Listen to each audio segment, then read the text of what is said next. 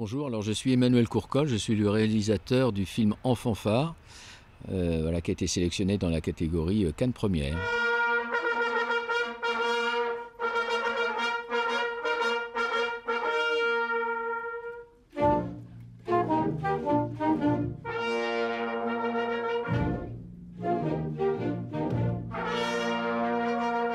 Attendez, s'il vous plaît. S'il vous plaît, stop. Au tout départ du film, il y avait eu un travail il y a des années de ça, un projet qui n'a jamais abouti et qui m'avait emmené dans le Nord pour rencontrer une fanfare à, à Tourcoing. J'avais été très touché par l'accueil qui avait été fait, par la rencontre avec ces gens, qui étaient des gens, je dirais, très simples, très modestes, et qui nous avaient accueillis vraiment avec beaucoup de chaleur, beaucoup de simplicité. Et je m'étais dit, tiens, ça vaudrait le coup d'en parler. Et à partir de là, je me suis dit, peut-être que on pourrait imaginer une rencontre entre justement ces gens qui font de la musique, je dirais, avec tout leur cœur. Ils ne savaient pas lire la musique, par exemple. Vous voyez, c'était tout d'oreille. Et puis l'autre monde de la musique, à l'opposé, la musique classique, les grands orchestres, l'élite musicale. Je me suis dit, voilà. Et s'il y avait un chef d'orchestre, on pourrait découvrir qu'il a un frère inconnu qu'il ne connaissait pas et qui est un type justement qui serait dans une de ses fanfares. Voilà, une rencontre improbable, deux cultures différentes, des milieux sociaux éloignés entre l'élite culturelle et puis une musique plus populaire, une pratique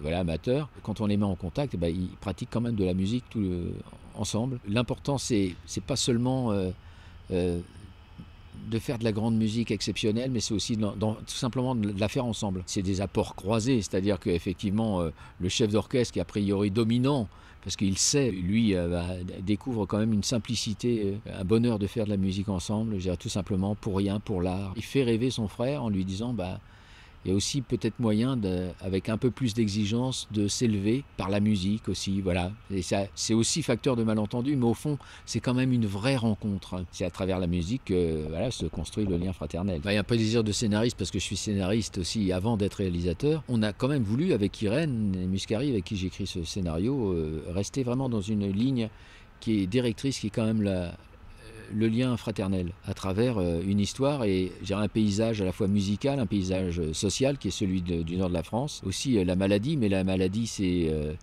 n'est pas le cœur du film, loin de là. Le cœur du film, c'est vraiment comment se construit le lien fraternel entre les deux à travers cette rencontre musicale. C'est quoi ça? On regarde Thibaut quand même. Minimum, hein. Alors, on va recommencer directement à la 5e mesure. Attention les trompettes, je voudrais qu'on attaque ensemble. Préparez bien vos embouchures, ce premier si bémol là enlevé, c'est important.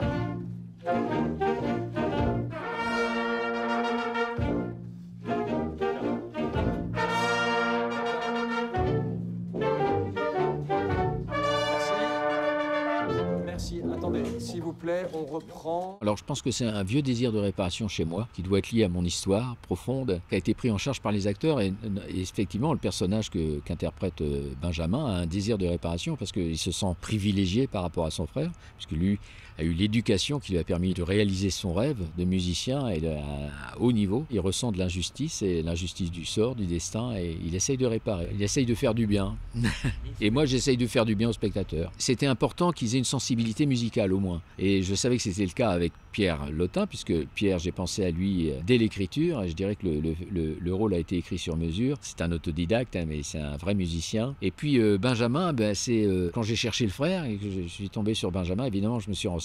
C'est de savoir un peu quelle était sa pratique musicale. Il jouait à l'époque un spectacle à la Comédie Française qui s'appelle Les Serges, qui était bâti sur le répertoire Les Chansons de Gainsbourg. C'est pas des musiciens qui ont fait le conservatoire, mais c'est deux acteurs qui ont une très bonne oreille musicale. J'ai pas fait un film régionaliste en me disant je vais faire un film dans le nord de la France. Cette histoire aurait pu se passer effectivement, je sais pas où, en Aquitaine ou ailleurs, mais c'est vrai qu'il y a quelque chose de privilégié dans le nord, qui est d'abord effectivement ce tissu de fanfare, d'harmonie qui est le plus dense en France, qui est issu de toute la tradition minière et ouvrière. Et puis dans le nord, il y a aussi, c'est vrai, ce sens communautaire, cette facilité de la relation, ce vivre ensemble, comme on dit, je dirais que c'est un terrain privilégié pour raconter une histoire comme ça. Et puis voilà, la sélection est tombée et évidemment on s'est dit il faut absolument les faire descendre à Cannes dans le cadre de cette harmonie. C'est la grande aventure de l'harmonie, déjà le tournage du film et puis voilà, qui continue avec le Festival de Cannes et c'est pas fini parce qu'il y aura les sorties, il y aura des tournées, on va beaucoup jouer. Il y aura une tournée d'avant-première, je pense, très très importante dans le Nord. C'est devenu des amis quand même, hein. C'est une vraie famille ces gens-là. Le film leur doit beaucoup. Donc voilà, c'était une évidence de les inviter ici.